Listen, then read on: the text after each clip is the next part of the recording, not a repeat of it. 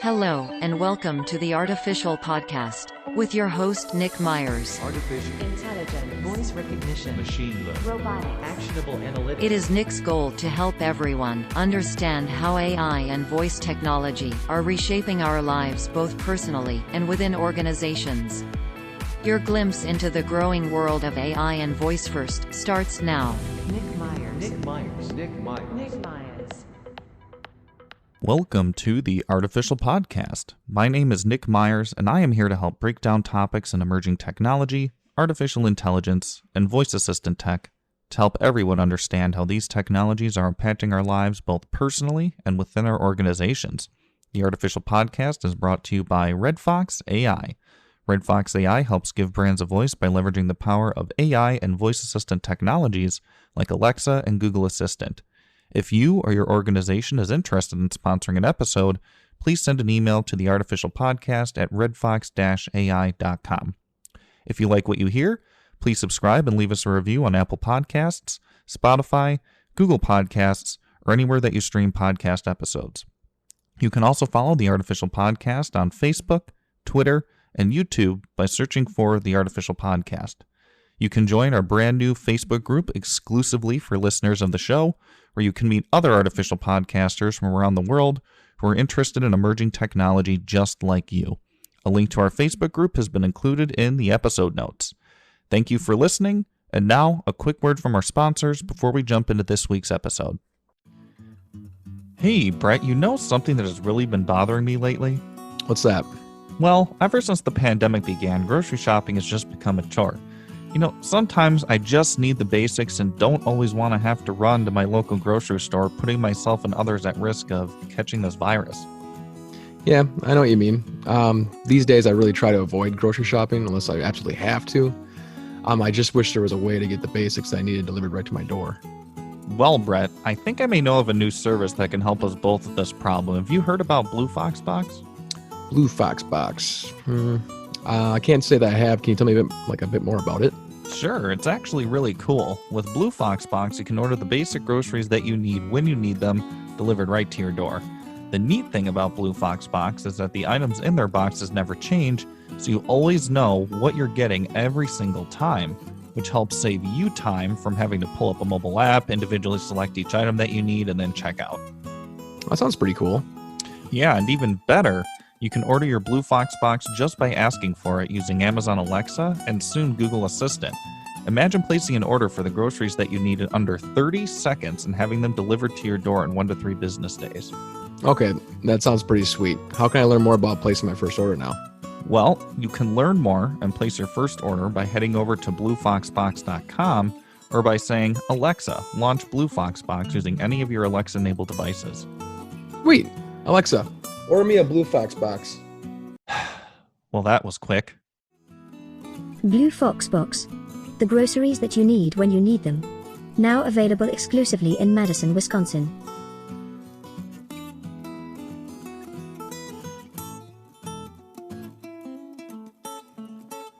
Hey there, artificial podcasters. Welcome back to another week and another episode of the Artificial Podcast.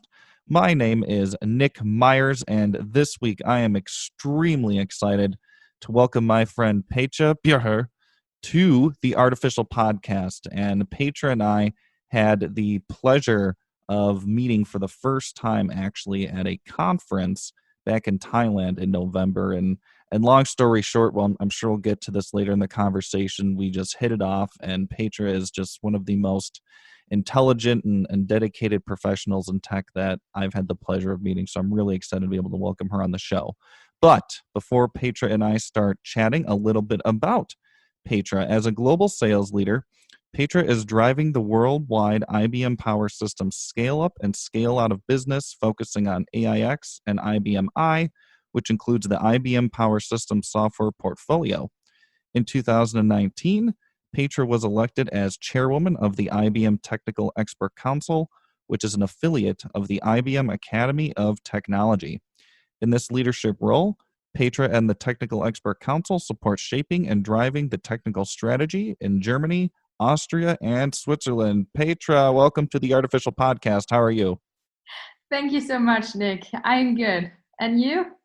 I am doing fantastic. I know at the date of recording here, we're both kind of siloed in our respective homes. Of course, me in Madison, Wisconsin, and you all the way in Germany, which again is just incredible we still can do this. But yeah, I'm Indeed. I'm just really thankful that we have the technology that allows us to be able to do an interview halfway across the world in the midst of a pandemic. Absolutely. But yeah, I'm super excited to finally get to talk with you here, and so you can share just everything that you've been up to in technology with the listeners of the podcast, because I know you and I dove into so many different things about our respective careers back in Thailand, and just all the things that you've been able to do at IBM is incredible. So I think it's only fitting here that we kick off our discussion. How did you begin your journey and career in technology that ultimately led you to IBM? And what has it been like working in such a variety of roles for one of the world's oldest technology companies?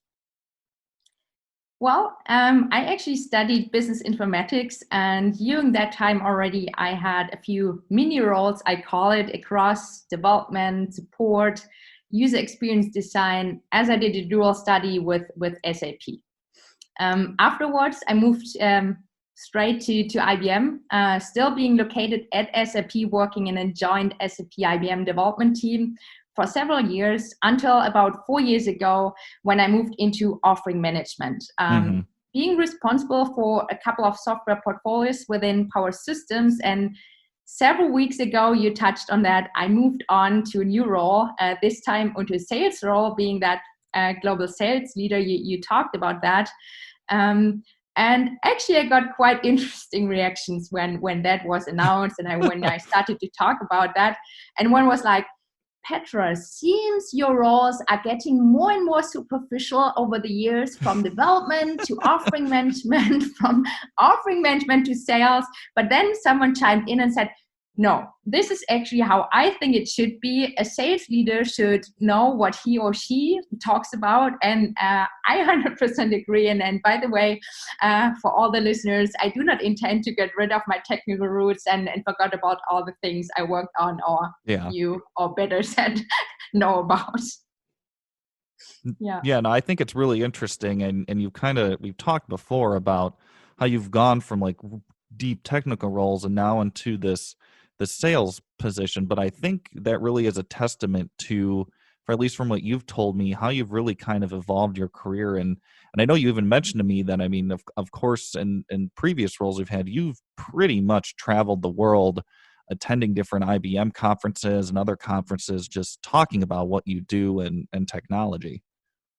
Yeah, thanks. And I mean, you mentioned my basically additional role I have with the Technical Expert Council, right? And this is a link to a great technical community I still have, and that I'm basically leading as being the chair at the moment. So yeah, I still intend to be sort of technical and leverage all my knowledge and experience from the technical side, even in my sales job that I have now. Yeah. So what has it been like then, working in so many different roles within, just IBM? I mean, of course, IBM is one of the oldest technology companies that we have. So what has it been like getting to experience all of these different roles that have now culminated into the sales role for you?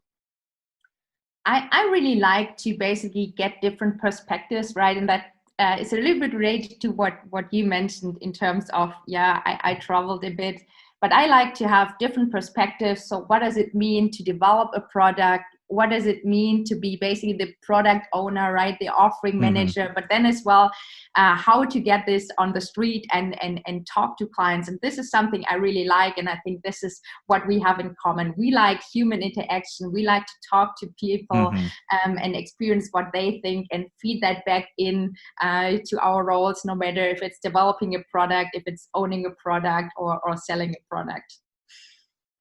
Yeah, and I remember you telling me you're working on some different leadership things as well. So I think, it's interesting to me too when you told me that you got this new sales role. I was like, oh, well, actually, to me that makes a lot of sense because of some of these different things that you've been working on in the background. And one thing that I've learned as well, even working with the technologies that we have, specifically voice technologies, is you need to understand the technical aspect of it in order to really understand how to sell it. And I think everything that you've done at IBM to date and some of the different technical roles you've been a part of, I can only imagine that's just helping you succeed even more, being able to sell the technology that you're working with, which I think is just fantastic all around. So with that in mind, what is one project that you've been a part of at IBM or another company that really stands out to you, and what effect did it have on you overall as a tech professional and a woman in tech?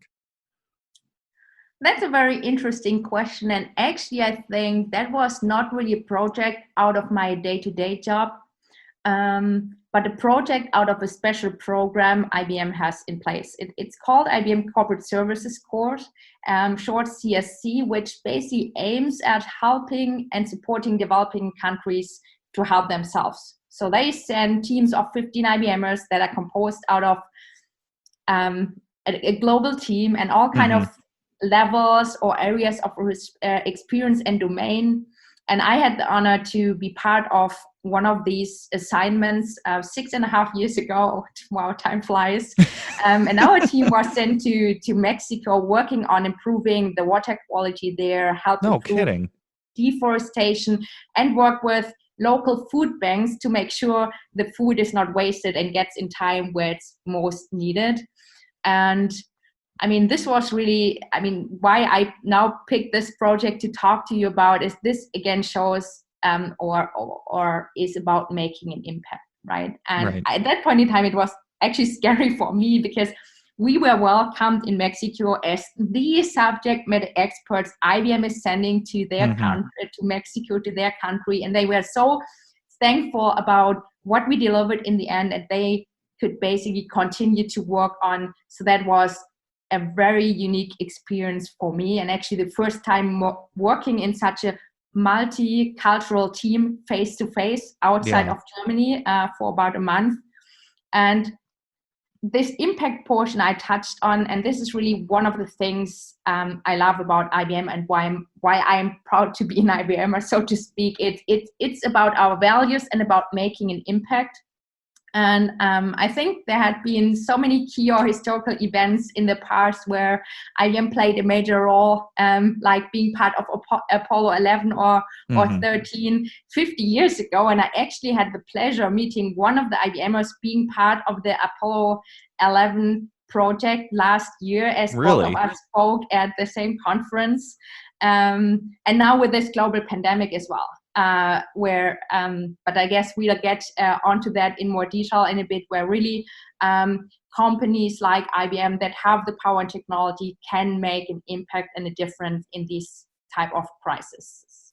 Yeah, I really love that you shared that specific project as something that's impacted you, because not only did it allow you to work, of course, with the technology as you have been, but the whole focus of it was to help improve people's lives. Now, after you guys left, were they just kind of picking that up and then kind of running with it, and you guys just went out there to kind of lay the groundwork, or how did that roll?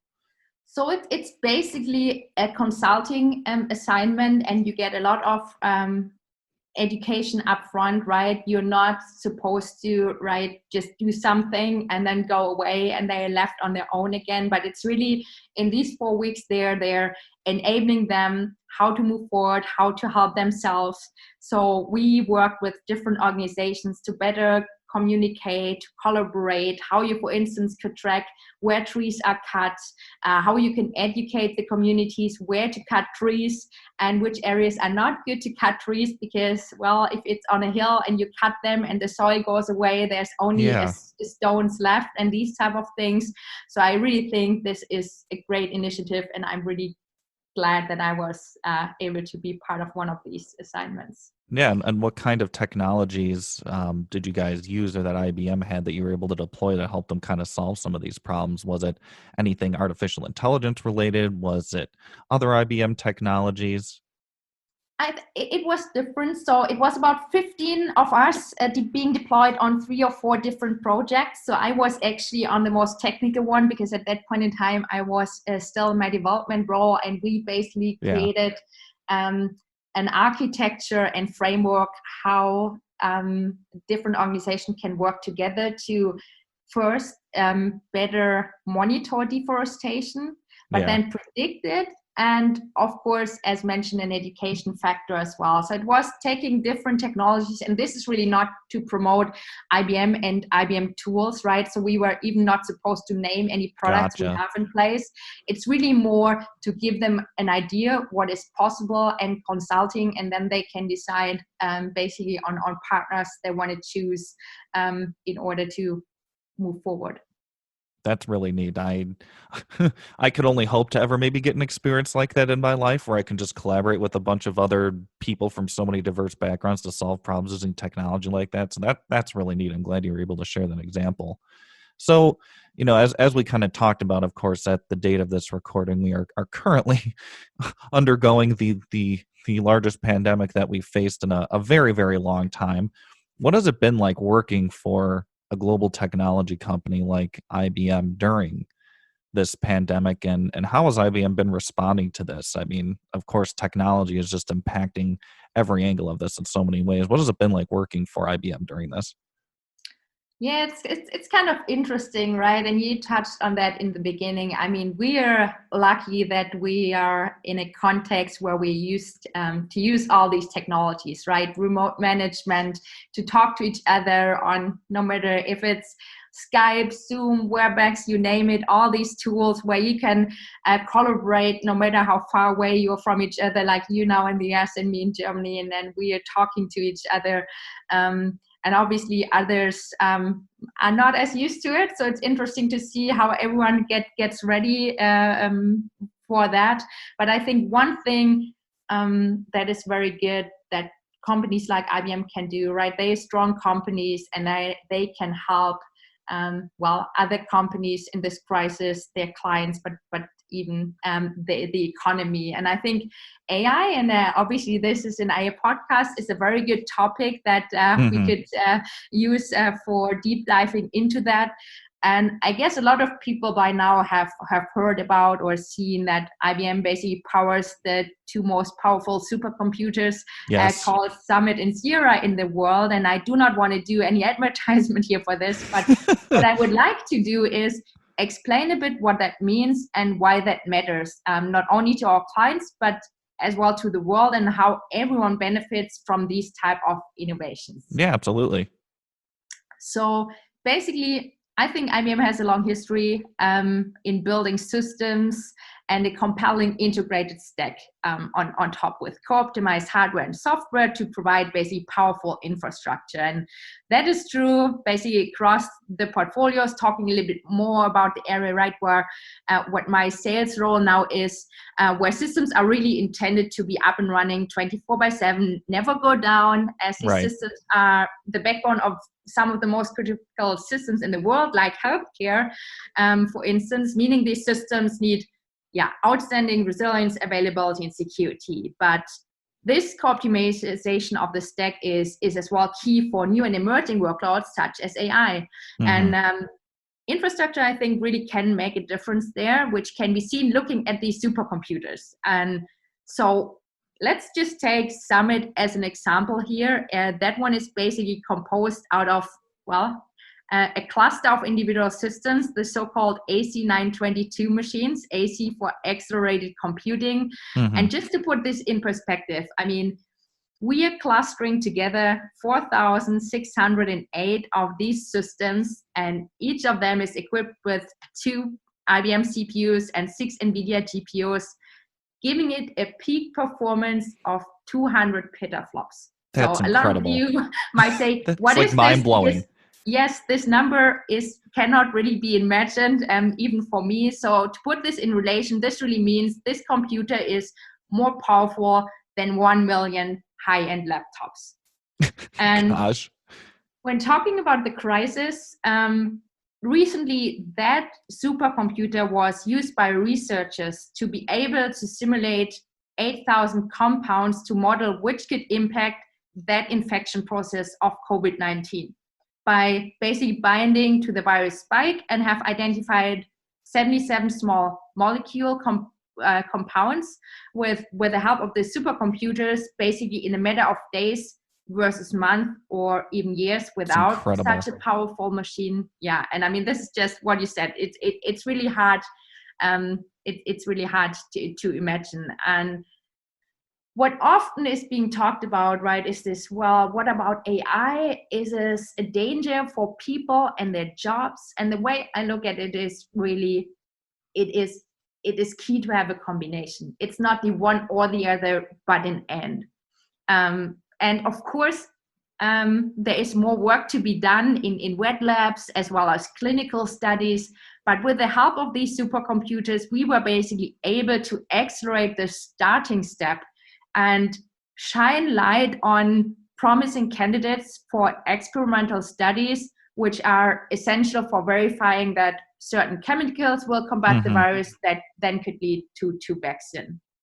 And what was funny, and I think a great analogy, I heard Dave Turek, who is our vice president for high performance computing, where he had an interview in Bloomberg, and what he basically said is that without these type of technologies, it's like throwing darts at dartboards in the dark. So you don't know if you're even close to the target. And with these technologies, we have basically the lights on, know where the dartboard is, you know what the darts are in your hand, and can start taking a shot at it. And I think crazy. I really like that analogy. Yes, that's a great analogy. I think it shows that time is key. I mean, this whole crisis, right? Because the sooner there will be vaccine and medication found, the less people will be affected by this horrible virus and thus die. But saving time helps as well to achieve better precision, right? I mean, this is an AI podcast. Let's talk a little bit about that, because you can not only run AI iterations faster and speed it up, but as you are able to do that, you can run more iterations and further improve your AI model and thus the precision, and that in the end helps to solve life as well, right? So I think cancer is a good example where basically by now technology is better than an actual doctor at basically classifying an image for cancer as not. And I think this, again, it's important to have both components, AI, the machine, but as well the doctors that have great experience. And having this AI, I think, is just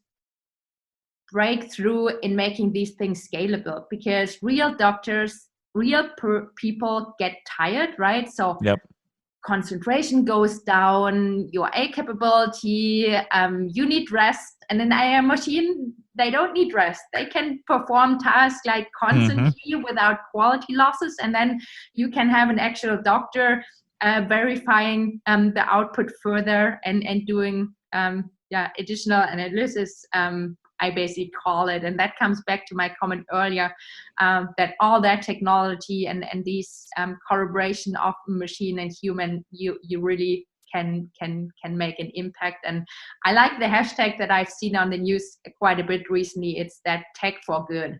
That, I mean, you really can do great things if you have great technology and use it in the right areas. Absolutely. And I mean, I think you just made extremely, I mean, all the points that you just talked about, from the Summit supercomputer, breaking that down into how it's helping solve vaccine issues for COVID-19, breaking that down into how AI is helping in healthcare. And I mean, of course, we can talk a bit more about tech for good too, but I mean, every point that you just made is people, this is the scope of the technology we're dealing with. And I think so many people either, and maybe not because they do it purposefully, but I think we're just so wrapped up in so many different things in our lives that it's hard to imagine where we currently are at with technology and the size and scale of it. And I'm still hanging on to that figure that you threw out with how many petaflops that the Summit supercomputer is capable of. And I actually think in some of the talks that I give on AI specifically, I mentioned the IBM Summit supercomputer because it's just incredible, the amount of technology that was put into that to make it capable of analyzing that much data. That is, it's just absolutely incredible. And I like how you pivoted that even toward, well, here is even furthermore how artificial intelligence is helping an industry like healthcare. Do you think that AI is capable of helping any other industries? I mean, we can assume that it will, but is there any that stand out specifically to you where you think, all right, AI is really going to make a difference in this industry or this industry?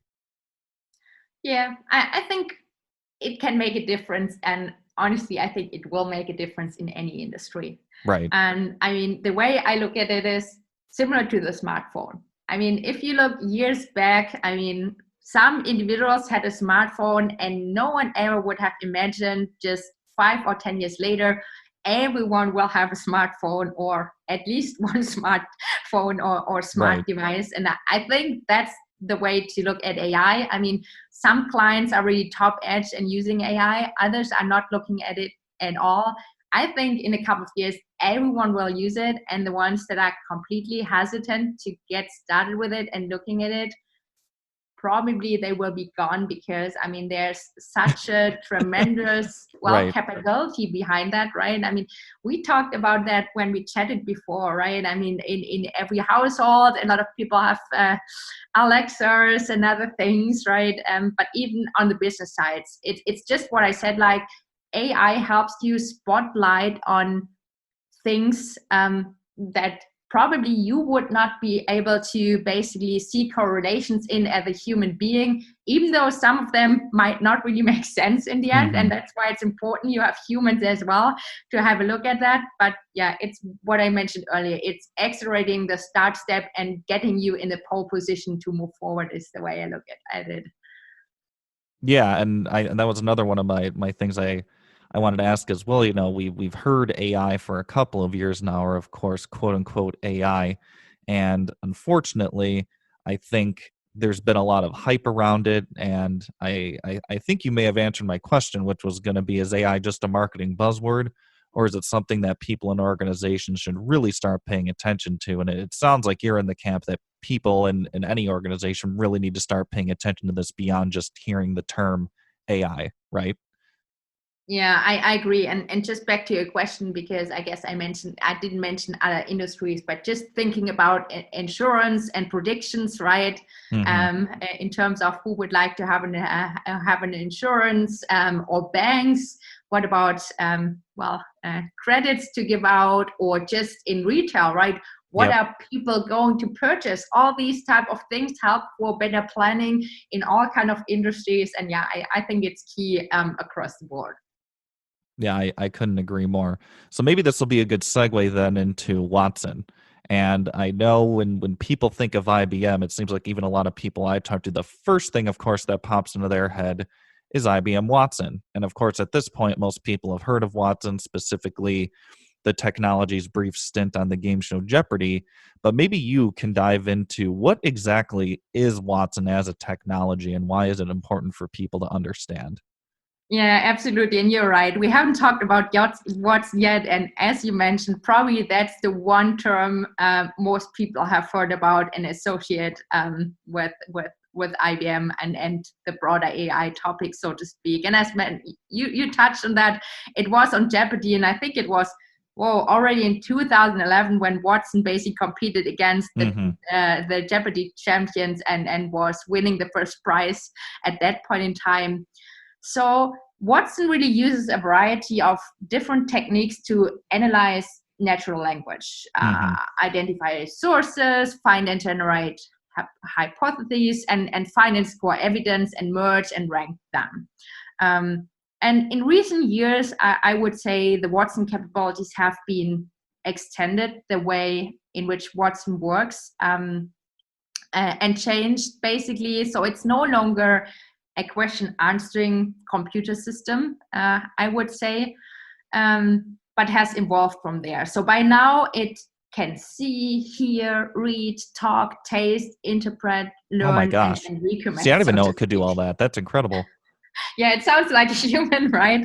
And one thing, obviously, there are all kind of offerings under the Watson umbrella, I call it. But one thing, maybe as an example, is that there are a variety of pre-built Watson applications. One example is Watson Assistant, with basically the goal to provide and get smarter client self-service. And for instance, reducing wait times on call centers. So what we rolled out recently is something called Watson Assistant for Citizens, in particular in the light of COVID-19. So it's basically a conversational AI interface that accurately answers questions around COVID-19, and several healthcare providers or universities are basically embedding that Watson Assistant chatbot in their website to answer straightforward questions, because a lot of them have like average wait times for 2 hours just to answer questions like what are the symptoms and all these type of things. And I think that's a great way to help everyone. And yeah, I don't know. I mean, we talked a little bit. I think you mentioned, I mean, it's important at this point in time to get quick answers, right? If you're not feeling well and think, well, do I have COVID-19? And then you need to spend 2 hours on the phone to get some answers. And if you could just go to a website and talk to a chat box as if it was a human being, I mean, that would be great. No, that's a huge help, and I see, and that's some of the really simple examples that I think more people are getting exposed to now of the power behind this technology. Because before, I think to a lot of people, it almost kind of seemed a bit untouchable in a weird way. But now that we're in the midst of this crisis, and you're having situations where a technology like Watson or Alexa or Siri can actually interpret and understand the questions that you're, well, okay, maybe not at the contextual level, but you know what I mean, where it can answer questions, basic questions about COVID-19 that you could get on demand versus having to sit in a call queue with your doctor's office for who knows how long, and you may not even get anybody. And I think that is, you know, one of the clearest the clearest values of the technology right there is the ability to help people save time and get them information they need on demand. And I think we've been exposed to that for many years, of course, with things like Google and other places where we can go to where we can get information, but it's different. It's different when you use an AI-powered technology like this that has some more context behind it. So, see, I actually even as well, right? Because go ahead. You can just ask them from home versus having to go to a doctor or talk to a few persons. Exactly. And I really think there's a lot of discussion now, specifically in the voice and conversational AI community, that this could be almost a breakthrough for telemedicine. You know, there's a couple of people that I talk with who are firm believers that at some point you're going to be able to get a full diagnosis and get a prescription written for you just by talking to a chatbot or one of your voice assistants. I truly can see that happening. And I think this is just the window we're now finally being forced to look through with this technology, that it can actually do this and see on the other side of that window that this technology can actually handle this and do it well. So I think that's really neat that Watson is doing that. I actually did not know that that was deployed. So that's really cool. Well, and then this may be another good segue too for looking at a really positive example of artificial intelligence and technology in general, like what you just described. Maybe you can talk a bit more in depth about what is the Tech for Good or AI for Good initiative, and how do you think the work that you do at IBM plays a role in that? Well, I think a variety of companies basically contribute to that, right? And if you look at Twitter or LinkedIn, Tech for Good hashtag, you get a lot of examples. But as mentioned, I mean, one thing, like, it's not just powering the supercomputers and thus give researchers good technology, right, to work on this crisis. But I think big companies that have the power, and so does IBM, help basically in other areas, giving like free capacity to our healthcare clients to enable them basically to be up and running all the time in this crisis, and things like that. And just in general, in a tech company and like IBM being an IT company, there's such a breadth of things that you can be doing and that we can work on to really make a difference. And that relates to what I mentioned earlier. It's not just to help clients to make more money themselves, right? It's about being a good corporate citizenship and improve the world a little bit more and help basically the whole world and the economy in a positive way, in particular in times like this crisis and pandemic, right? Absolutely. And I think we can see that taking place before our very eyes. I know a recent podcast episode that me and my best friend Brett, who also edits the Artificial Podcast, did. And the entire episode was just us going through different examples of how technology has helped fight this pandemic in insanely good ways. And unfortunately, I think you look at a technology like artificial intelligence, and and unfortunately, like I said, it's kind of been money to bit by all the marketing lingo, but for so long, and because of pop culture and Hollywood and some of these different things, it's always kind of had a negative connotation to it, because even I've encountered this past year alone, when you say AI to most people, they think it's a crazy robot that wants to kill you, or a crazy computer that wants to kill you, right?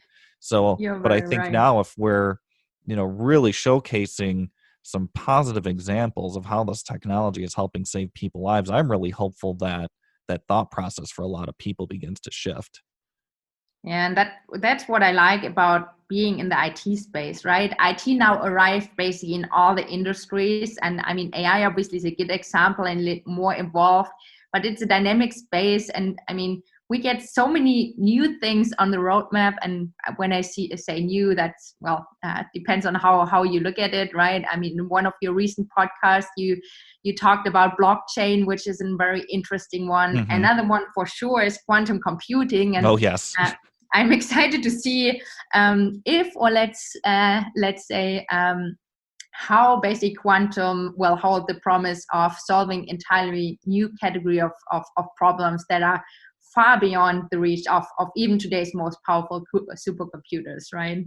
That alone is insane all in itself.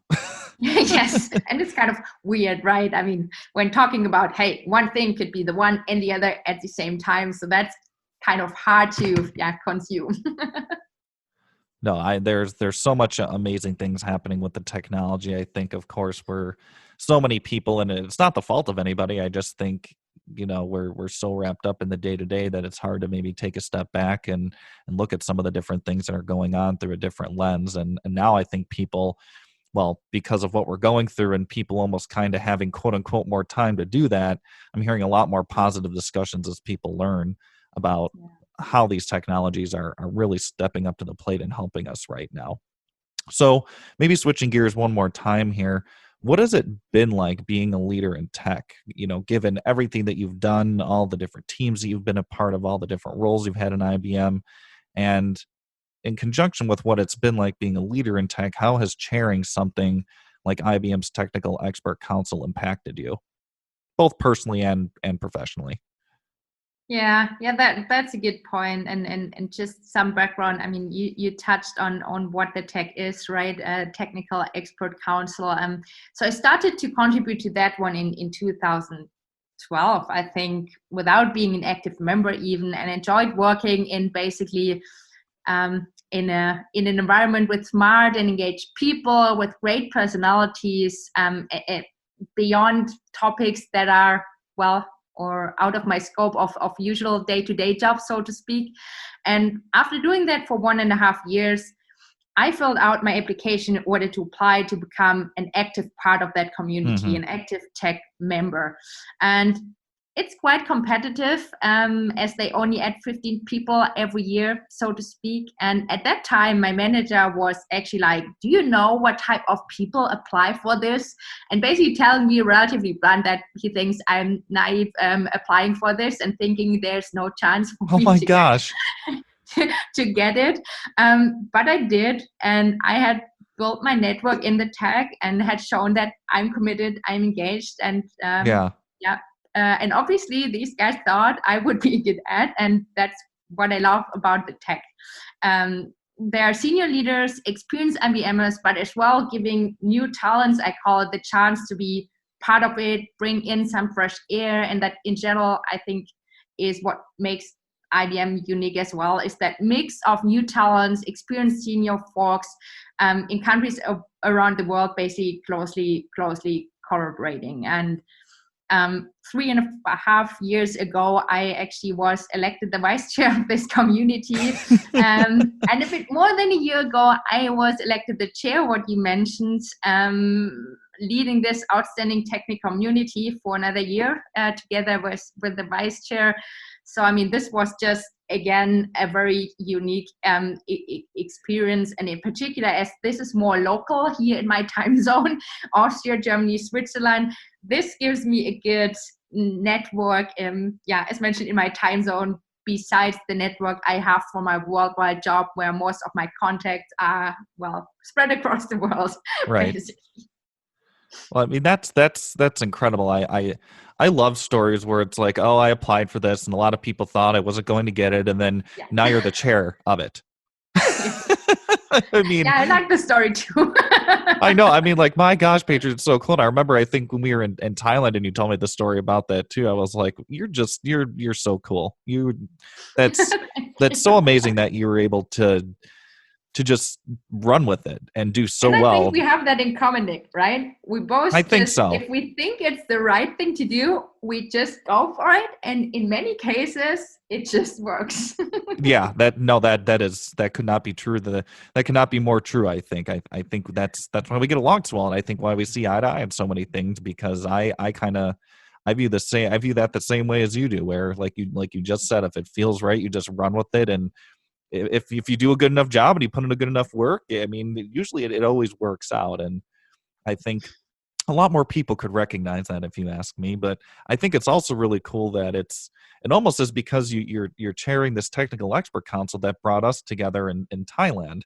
Because of course, as we both know, the way we both were quote unquote recruited to attend the Asia Real Estate Summit in Bangkok in November of last year was really interesting for us both.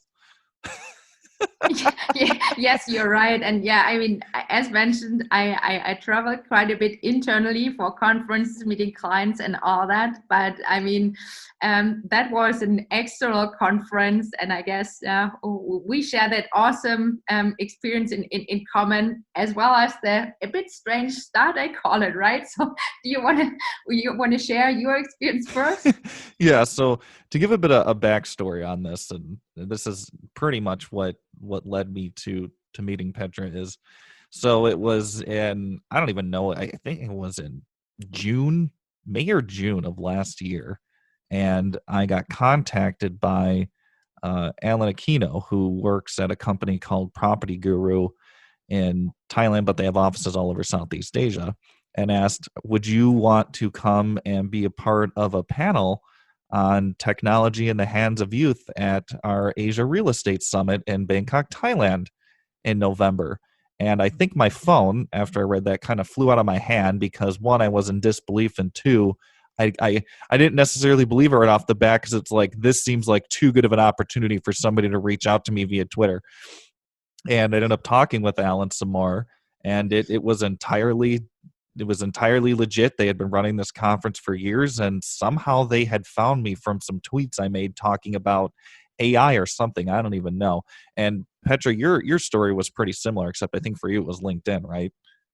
Yes, exactly. So mine was LinkedIn, and I was like you when they started pinging me, and I was like, and they were like, we would like to have you as a panelist on our Asia Real Estate Summit, right? We'll take care of everything. Would you be available? I was Yes. like, what? Bro, that's probably spam. So I started to do some research about the guy in the company before replying back, but it seemed like it's existing company.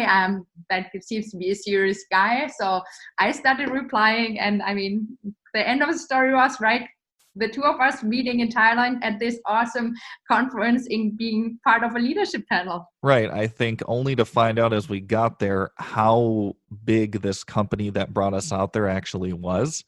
And of course, you know, Petra and I have talked about this. And of course, I've been to many different conferences. And of course, Petra's been all over the world for different conferences. And I think we both agree that we were the most spoiled I think we'd ever been at this conference. Yes. Absolutely.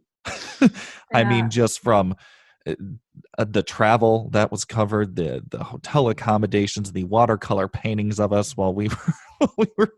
Yeah, crazy. And Nick, I think actually that shows, right, the power of social media these days. Yes, and it I'm does. really not a digital native, and all this social media stuff doesn't come to me naturally. And actually my first public activity was when I did this corporate services core assignment, and they were like, you're supposed to write a blog. And I was like, oh my God. And since then I try to get into that more and more.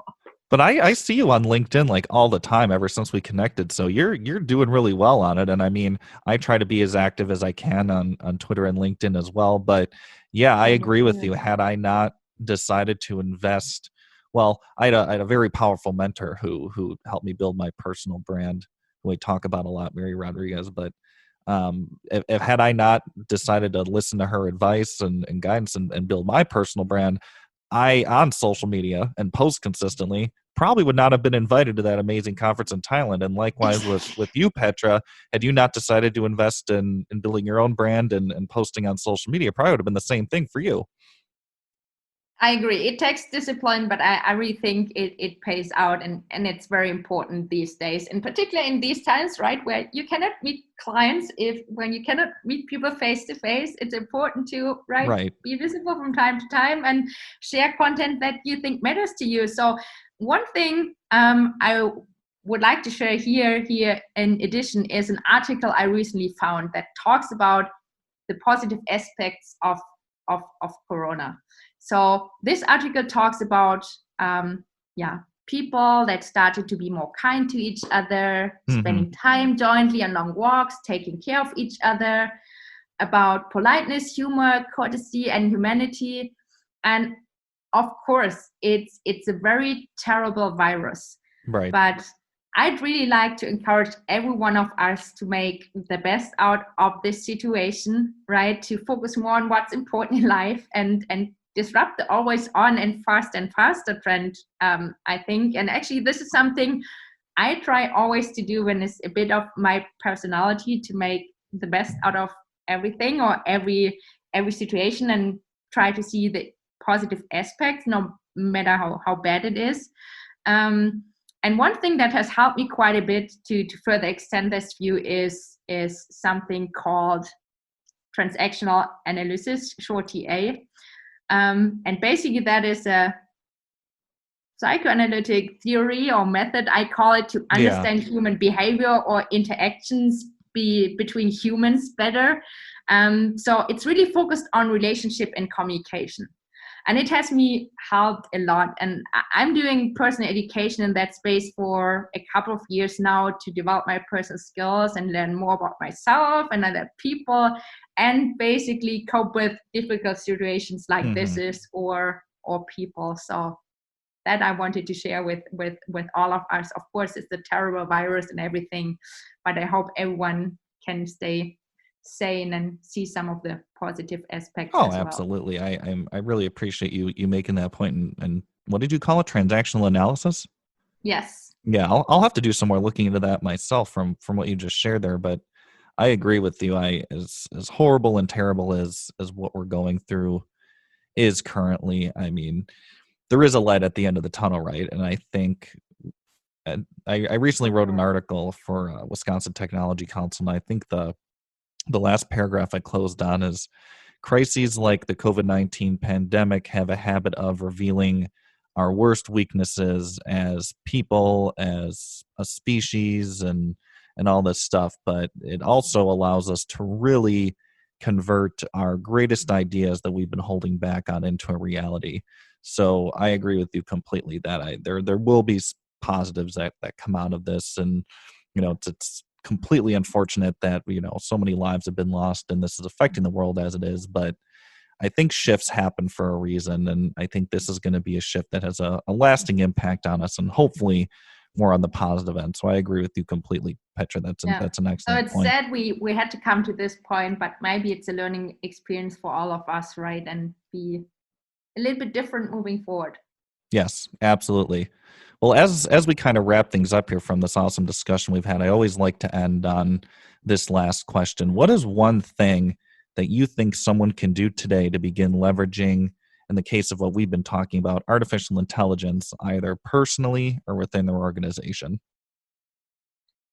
Well, I think one thing I touched on is, there's so many free trials out there and devices you could use. And if it's just integrating a chatbot into some application you might have as an enterprise to get started, to make it available to more people in like natural language that are not so sophisticated on all the technologies, right? So that they just could use a smart device to start leveraging an AI in a very natural way. I think that is one thing that comes to mind first.